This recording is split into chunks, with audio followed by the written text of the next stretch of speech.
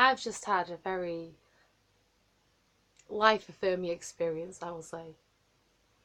Because I watched my favourite film, which is, unsurprisingly, for someone like me, A Walk to Remember.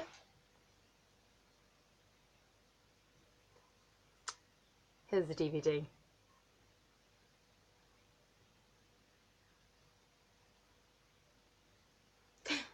Okay. Yes, this film came out in 2002, and actually, I remember being in Devon around the time I saw the advertising for it. I was in Devon with my family on holiday, and I'd gone to the cinema with a couple of my uncles and my older brother, and I was like, I really want to see that. But don't you just love how savage families can be sometimes? We ended up going to see Arachnophobia. This is a girl who doesn't like spiders and is quite scared of them. Well, actually, as it's progressed along the years, it turns out that I'm not so much scared of just spiders and seeing them, but I'm scared of them being on me. If a spider comes anywhere near me, oh, you'll hear about it, I scream. But yes, that's when I saw it was coming out. And in all fairness, the film hadn't come out then yet, so we couldn't have gone to see it. Well, surprise, surprise, didn't my uncle? It was about the time my youngest uncle Trev was getting pretty much every film that came out on DVD. So when he got it, I eventually watched it. Even my uncle who'd seen it before me said he cried. And I love a film you can cry in. And when I saw it, when it got to like the really sad bit, the floodgates opened. I cried so much. I cried for about an hour. That was my memory of first seeing this film, but it was such a me film. Obviously romantic. And I watched it and it was brilliant. And I've seen it countless times since on obviously my uncle's DVD, and when it's been on TV and such.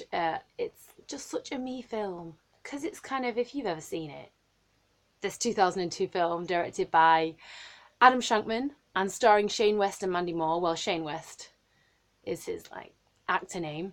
His real name is Shannon Bruce Snaith. Well, they do such a good job in this film, especially Mandy Moore. You know, she's I think the voice of the princess in Tangled now, isn't she? So like Rapunzel, but they do such a good job in this film. And it's basically, the premise is, when this came out, obviously I was still in high school, and many of my friends or people at school actually said to me, oh Gemma, the key main girl in this character, Jamie Sullivan, really reminds us of you. I think they were saying that obviously because she was very religious and a Christian and everything. Obviously the difference being that she was had the old crucifix, because mainstream Christianity does believe that Jesus died on a cross. We don't, as Jehovah's Witnesses. But yeah, I obviously can see the parallels. And to be fair, this film, I Want to Remember, is basically, yes, kind of my dream when I was at school, and obviously known as the religious one because I was. It was my dream to have a boyfriend like Landon Carter. Obviously it never happened. Most films you watch are extremely unrealistic. I was thinking as I watched it today, how unrealistic is it really to think that it's like a religious girl could get with a kind of bad boy and it all works out and everything. I think, yeah, it still is pretty unrealistic. I think to myself now, as I'm well on the way to becoming 30, I think it's good in a way to just be realistic and remind yourself that there's very little chance of the fairy tale happening in real life. I mean, I've always thought, yeah, I'm going to get married, have this wonderful story and things, but I wanted it when I was younger, to be fair. Mum married at 17. I thought I would have been married by 23 at the latest, and I just feel now, especially with my physical condition breaking down so much, I just think, yeah, let's be very honest, it's not even going to happen.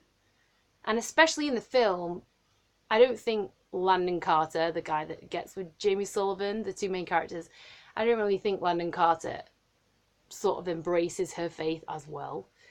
And obviously he's not really a believer in it, whereas I'd have to be with someone who's already a believer. I won't be taking chances on newly converted people.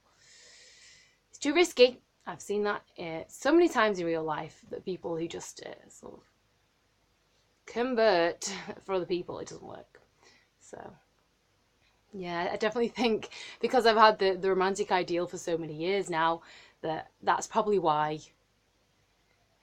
Started of late liking younger guys, just because I've not grown up myself in so many ways. But you can't deny the facts. I'm nearly 30 now. Nearly spent 30 years on this planet, and